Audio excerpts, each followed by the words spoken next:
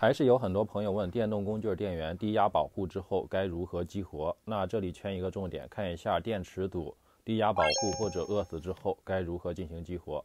这是一位朋友拿过来的大 E A6 的电动工具电源，我们先测量一下它输出端的电压。第一块输出端只有 9.3 伏，第二块输出端的电压为0伏。据他描述，这两块电源都是长期未使用之后再无法进行充电。先拆开第一块电源的外壳，看一下它的内部情况。外壳打开之后，可以看到保护板和电池堵都比较干净，应该使用不频繁。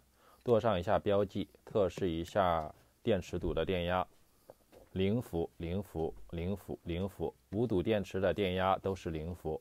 接着找到电池内堵测试仪，看一下电池堵的内堵值情况是否均衡。第一堵内堵值在 9.9 毫欧左右，第二堵11.8 毫欧左右，第三堵 9.9 毫欧左右，第四堵 11.4 毫欧左右，第五堵11毫欧左右。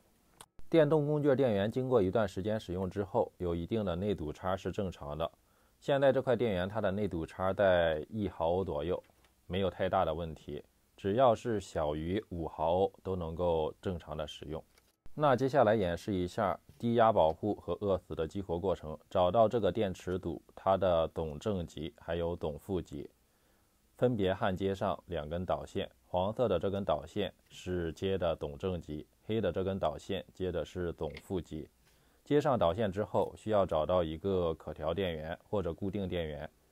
这个电池堵的电压应该用21伏进行充电，所以说将可调电源调到21伏。正负极直接接到这个电池堵的正负极上进行充电。简单来说，就是我充电电源的正极接这个电池堵的正极，充电电源的负极接这个电池堵的负极。接上之后，可以看到它的充电指示灯已经点亮。再看一下我这个充电器，电压从 2.1 伏降到了12伏左右，电流应该设定到1安左右，进行低电流充电。这样慢慢充电，等电池堵的电压达到16伏以上，就可以进行下一步操作。再看一下第二块电源，先测试一下它输出端的电压。这个输出端电压 9.3 伏，说明里面的电池堵还是有电的，应该处在低压保护的状态，依旧需要拆开外壳进行检测。打开外壳之后，直接用电池内堵测试仪进行内堵值和电压的测试。第一堵 9.1 毫欧左右，电压 1.7 伏，第二堵 9.8 毫欧左右，电压 1.9 伏，第三堵 9.6 毫欧左右 1.8 伏，第四堵 9.8 毫欧左右 1.6 伏，第五堵 9.0 毫欧左右，电压 2.02 伏。其实这五堵电池它们的内堵值和压差基本上相差也不大，也是处在了低压保护状态，应该是没有太大的问题。依旧需要用相同的方式找到这个电池堵它的总正极、总负极。这里说的电池堵的总正极、总负极，也就是五堵电池串联完成之后，从它的总正极、总负极引出的镍片的位置。现在焊接上导线，就是直接将充电器与电池堵相连，跨过了充放电保护板。接好线之后，依旧需要用21伏的电源给这个电池堵进行充电。我们看一下，电源电压也是降到13伏左右，电流 1.2 安。经过一段时间充电之后，要注意这里只是经过了充电，没有进行其他操作。我们再测试一下单电池堵的电压。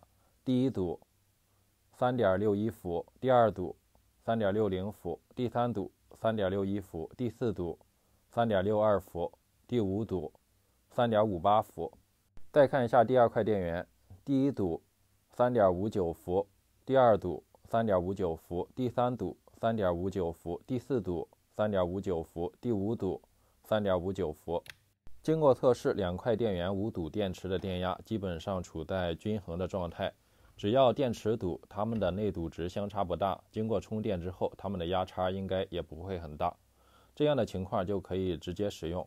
如果说某块电池的电压低或者电压高，可以单独给它充电或者放电解决，只需要使它们的压差小于 0.5 伏就能够直接进行使用。安装完成之后，接上电子负载仪，看一下放电功能是否正常。